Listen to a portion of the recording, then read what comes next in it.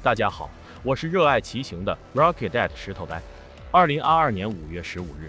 声势发布了他们的第二台踏板摩托声势 350D， 距离他们的第一台踏板声势 310-M 已经过去了1年半的时间。因为我最近一直在寻觅一台踏板摩托，替代我骑了3年的轻骑铃木 UY125。前段时间，我甚至去店里试驾过声势的 310-M， 所以在声势还没发布 350D 的时候，我也听说了声势可能会在近期上新车。5月21日，声势在重庆的试驾会，我遗憾错过，之后又预约了3天，直到25号才预约到了门店的试驾。试驾完成之后，我终于可以和大家分享一下我对这台车的一些研究和看法。作为一个新人UP主，为了让需要的朋友了解我的动机，我把视频分成了3段，分别是1点 UI 怎么了，2初始声势 310-M， 3 350D 的评测和试驾。赶时间的小伙伴可以直接跳转到最后部分。UI 怎么了？从2019年夏天取得摩托车驾照之后，我主要驾驶的踏板车是铃木的 UY125， 目前已经跑了13000公里。说起这台 UY， 我还是有很多感受的，不过因为是要考虑换车，我就只能渣男的主要说说我眼中的缺点了。优点嘛，一笔带过。UY 的优点：1外形在线，2油耗友好，3简单耐用，4平踏板买菜方便，5减震的支撑性和韧性都不错。UY 的缺点：1灯光差，卤素灯像小蜡烛一样，市区也无所谓，一旦到了郊外的国道，不只是不方便，其实都有些危险。2喇叭声音小，甚至没有电驴的声音大，夸张点说戴上头盔，有时候自己都听不见。3受制于排量，中后段加速性能很弱，市区里面起步虽然可以无视大部分其他车，但是有时候在国道上面想超个大车太费劲了。4震动，特别是怠速震动十分感人，每次停车等红灯，发动机内充沛的抖动沿着我的屁股传导到我的眼镜，我透过抖动的眼镜望向抖得更加鬼畜后视镜，感觉后视镜中的世界都是鬼畜的。5刹车前碟后鼓，后刹基本没啥用。6坐姿，我身高185，算是略高，经常被调侃说我是蹲车上在骑车，都骑的是买菜车，我也不追求帅，所以我自己倒没觉得怎么。不过双腿不能在车上并拢，特别是低速且需要急转弯的时候，方向把真的会撞到腿呀。7车架的刚性，我的体重比较感人，在快速过一些剧烈的颠簸路段的时候，我能感觉到车辆的挠度变化，虽然不确定是否确实是车架的变形，但是感觉不太舒服。在一次雨天，为了躲避变道车辆，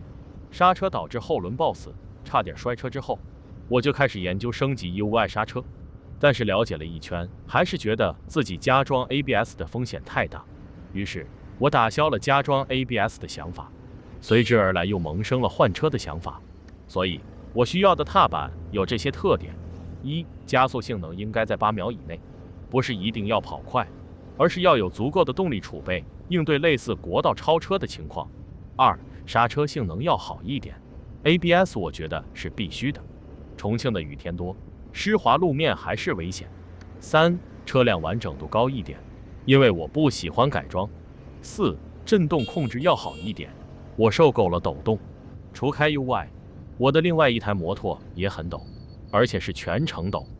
6储物空间要大，从我内心来讲，其实我是倾向于平踏板的。7价格不能太贵，换什么车呢？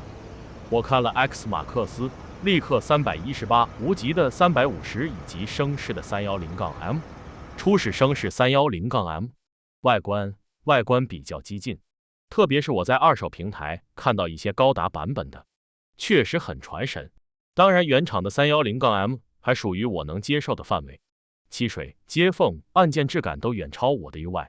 感觉不输一些纯进口的车子。功能，国产车爱堆料，声势更是堆料界的王者，什么多功能车机，电动风挡、PKE 钥匙、编程联动、ABS。不过据说也还是出过一些问题，比如 PKE 钥匙的稳定性、营销、声势的口碑是非常两极分化的，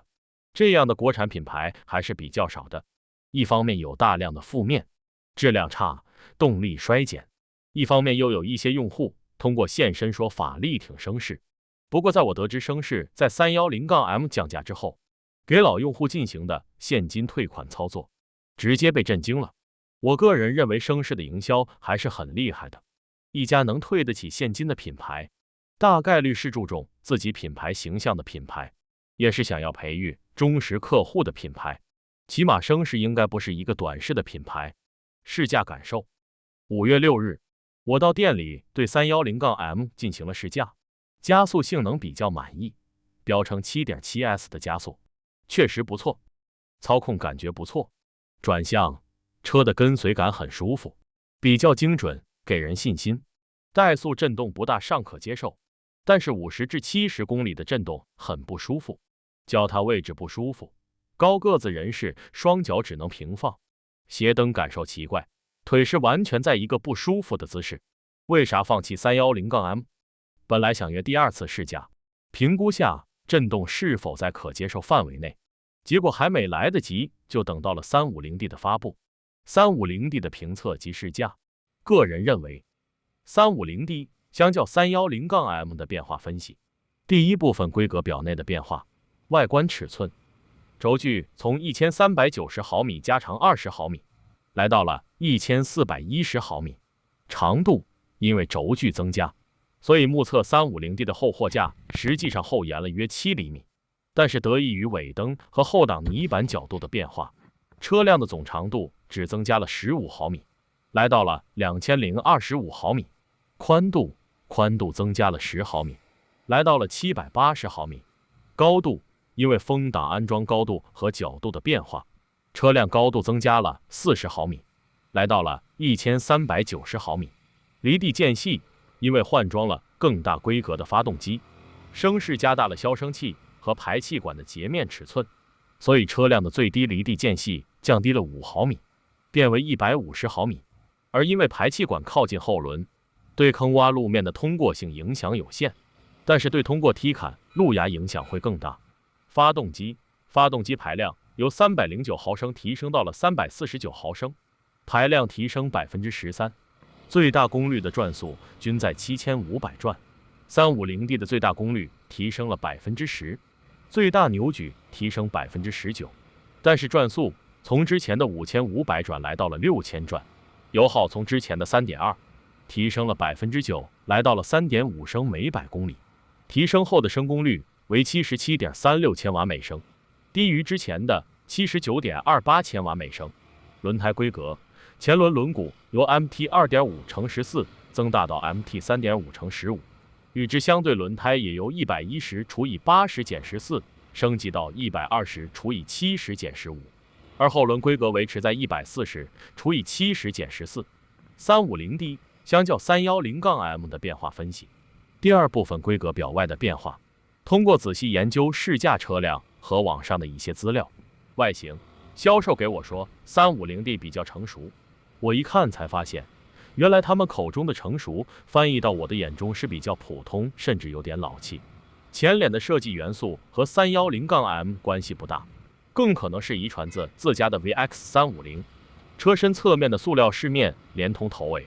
饰面的面积很大，而且线条柔和，让我的审美找不到共鸣。刹车配置升级为西护辐射式对向4活塞卡钳，配浮动碟刹盘，前减震应该都是余安供货的。350D 的规格应该是41毫米，据说是有升级。后减震品牌规格未知，但是目测安装角度较 310-M 更加平缓。显示屏的尺寸和位置，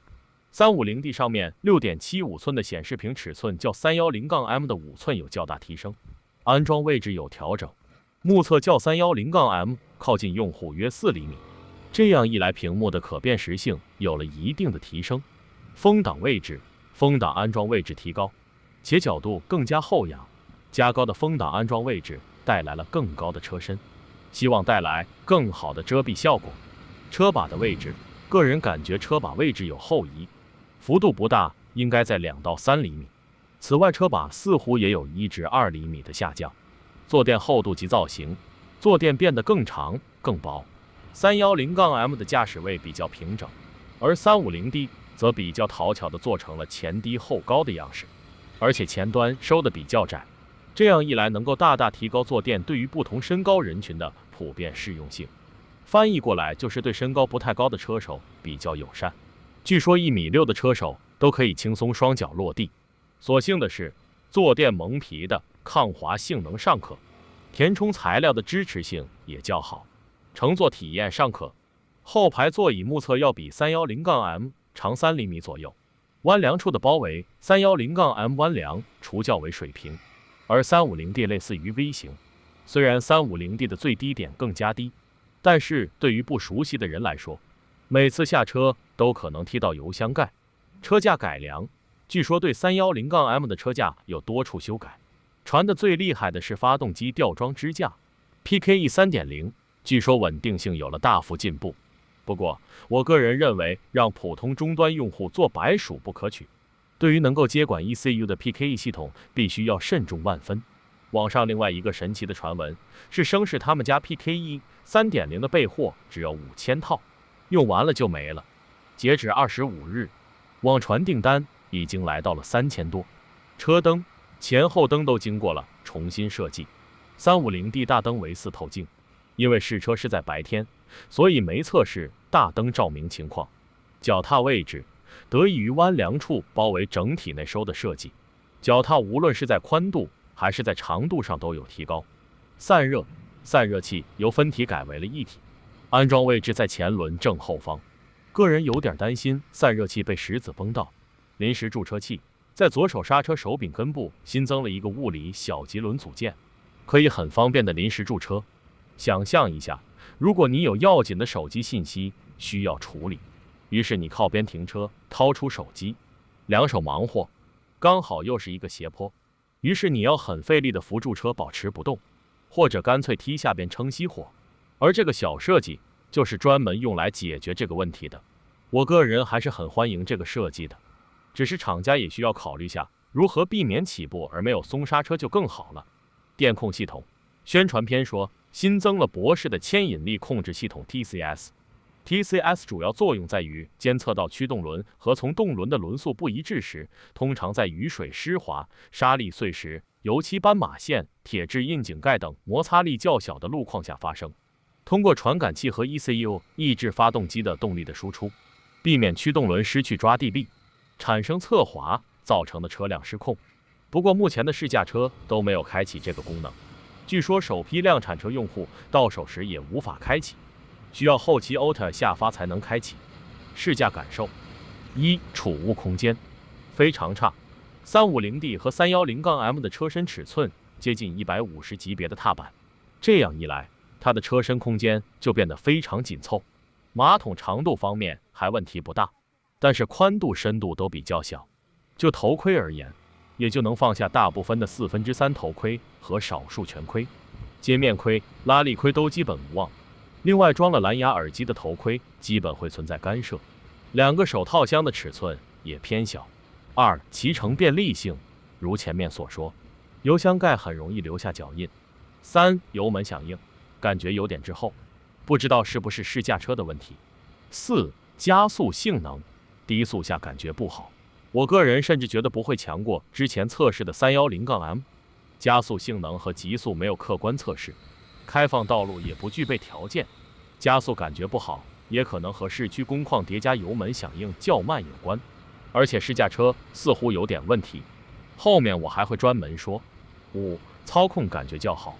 和 310-M 一样，操控感觉不错，上手也很快，很容易就能比较灵活的控制。六、减震的感受不错，我专门去压了几个深井盖，车辆的感觉很整，支撑的感觉和阻尼的感觉都很好。不过据说试驾车上面的减震和正式版不同，希望是越适配越好吧。七、刹车灵敏，力度也还不错。八、震动控制，可能是得益于车架改进了发动机固定方式，从怠速到中速的震动都非常轻微，我甚至有点感动。怠速震动吊打我自己的 UI， 也中高速震动控制也完胜之前试驾的310-M9，坐姿对身高超过180的人都不太友好，主要是脚踏的鞋面踩着不舒服。个人认为根源上还是车身尺寸比较小的原因。临时驻车很好用，很用心的一个小设计，低成本解决了一个很多人，特别是像重庆这样坡地骑手日常存在的痛点。好评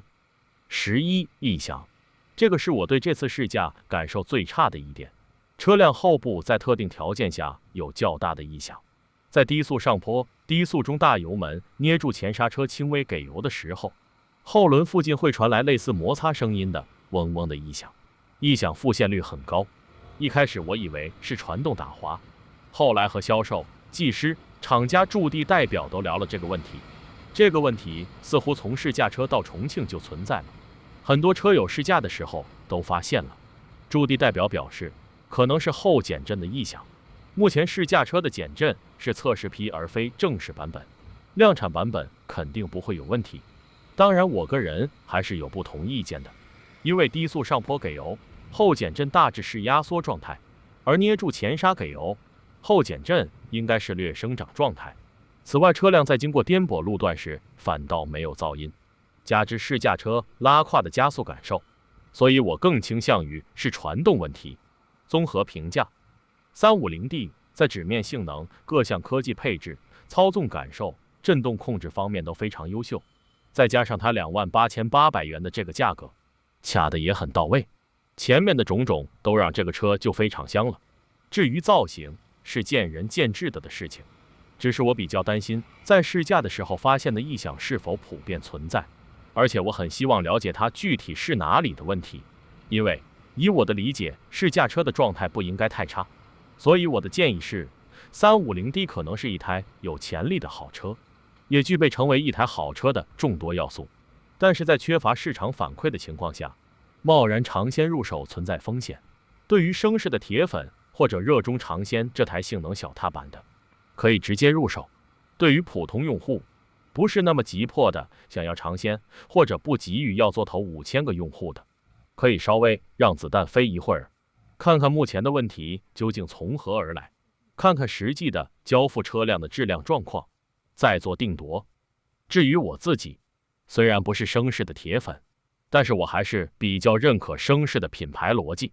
所以我已经下单了。如果你想知道事情后续的进展，请关注我这个新人UP主。感谢您的收看，我是热爱骑行的石头呆。